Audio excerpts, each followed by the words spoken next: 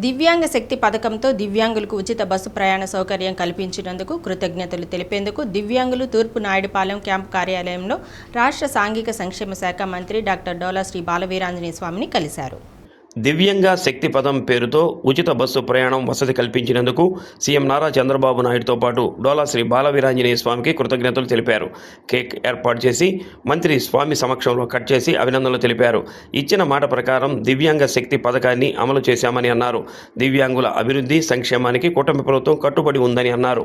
ఎందుకంటే 24 గంటలు ఎప్పుడైనా సరే మా కార్పొరేషన్ చైర్మన్ గారు కానీ, మినిస్టర్ గారు కానీ, ఒంగోలు శాసనసభ్యులు జనార్దన్ అన్న గారు కానీ 24/7 మాకు ఎప్పుడు అందుబాటులో ఉంటూ ఏ క్షణమైనా సరే ఏ సమస్య ఉన్నా కానీ కలిసి ఆ సమస్యకు పరిష్కారం చూపిస్తూ ఉన్నారు. కాబట్టి మేము జిల్లా తరపు నుండి కానీ, రాష్ట్ర తరపు నుండి కానీ, కూటమి ప్రభుత్వానికి కానీ, తెలుగుదేశం పార్టీకి కానీ ఎప్పుడు అండగా ఉంటామని భరోసా ఇస్తూ ఎంప్లాయీస్ అయినా కానీ, ఎందుకంటే లాస్ట్ 5 ఇయర్స్ మేము కొంచెం ఇబ్బంది పడిన మాట వాస్తవం. ఎందుకంటే ఓపెన్గా చెప్పాలంటే కొన్ని పెన్షన్లు కూడా తీసేయడం జరిగింది. అప్పుడు ఎంత పోరాడినా కానీ అట్లీస్ట్ మినిస్టర్ని కలవడానికి కూడా అపాయింట్మెంట్ దొరికేది కాదు. అంత ఇదిలో ఉన్నప్పటికీ పోరాడి తెచ్చుకుని ఈ ప్రభుత్వం పనిచేసే ప్రభుత్వంగా కనపడుతుంది. ఎప్పటికీ మేము అండగా ఉంటామని తెలియజేసుకుంటూ ధన్యవాదాలు తెలుపుకుంటున్నాం. మేము రిక్వెస్ట్ చేసేది ఏంటంటే ఇప్పుడు లేడీస్కి బస్సులు ఖాళీలో ఉండట్లా, అంత బస్సులు తక్కువ అయిపోయి. మేము రిక్వెస్ట్ చేసేది ఏంటంటే సీట్లు పెంచమంటారు. సీట్లు పెంచమని కాదు సార్, పెంచుతూనే మాకు ఉన్నటువంటి సీట్లని డివైడ్ చేసినట్టు లేదు. మీకు ఎప్పటిలాగా మీకు ఏదైతే సీనియర్ సిటిజన్లకు ఉన్నటువంటి సీట్లు కావచ్చు, దివ్యాంగులకు ఉన్నటువంటి సీట్లు కావచ్చు, ఉన్నవి వాటి మీద మళ్ళా లేబులింగ్ చేయమని నేను ముఖ్యమంత్రి గారు ట్రాన్స్పోర్ట్ శాఖ కార్యదర్శి కృష్ణబాబు గారికి ఉన్నవి వాటి ప్రత్యేకంగా లేబులింగ్ చేయమని చెప్పారు. మీ కోట రిజర్వ్డ్ సీట్స్ మీకు పెడతారు. Okay sir, thank you.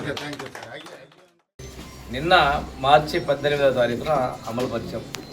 అంటే సుమారుగా మనకి ఏంటంటే ఇది 106-107 రోజులు. క్యాబినెట్లోకి అయితే 100 రోజుల లోపలే తీసుకొని రాగలిగారు. అది నిబద్ధత. ఆ నిబద్ధతతో చిత్తశుద్ధి చేశాం.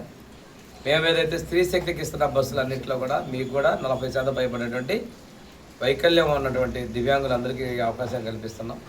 దీంతోపాటు అటెండెన్స్ 50% రాయితీ కూడా ఇస్తూ మన నిర్ణయం తీసుకోవాలి. అంతేకాకుండా మొన్ననే మీరు చూశారు అంతర్జాతీయ మహిళా క్రికెట్ అంద బాలికల క్రికెట్లో మన విశాఖపట్నం మా స్కూల్ స్టూడెంట్ కరుణ చూసిన ప్రతిభకి అమ్మాయికి దాదాపుగా 25 లక్షల రూపాయల ఆర్థిక సహకారాన్ని అందిస్తూ ప్రోత్సహించడం ముందు తీసుకున్నాం.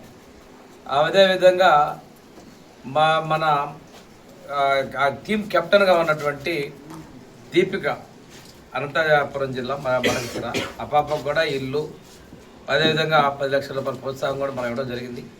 విశాఖపట్నంలో 200 కోట్ల రూపాయలతో పారా స్పోర్ట్స్ స్టేడియం నిర్మాణానికి మేము కృషి చేస్తూ ఉన్నాం. అదేవిధంగా 3-వీలర్ మోటార్ బైకులు ఆర్థోపెడికల్లీ హ్యాండిక్యాప్డ్స్కి మనం ఇస్తున్నాం.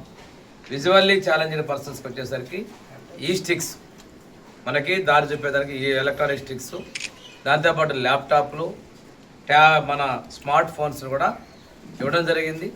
దీంతో పాటుగా ఈ మధ్య మనం కొత్తగా ఒక సాఫ్ట్వేర్ కూడా త్వరలో డెవలప్ చేస్తున్నాం. అది ఎవరైతే బ్లైండ్ పీపుల్ చదువుకున్నటువంటిది దాని అంటే వాయిస్గా కన్వర్ట్ చేసే పాఠాలు కూడా మనకి వినే విధంగా మనం దాన్ని ఒక సాఫ్ట్వేర్ ఒక సంస్థ కూడా సొల్యూషన్ ఏర్పాటు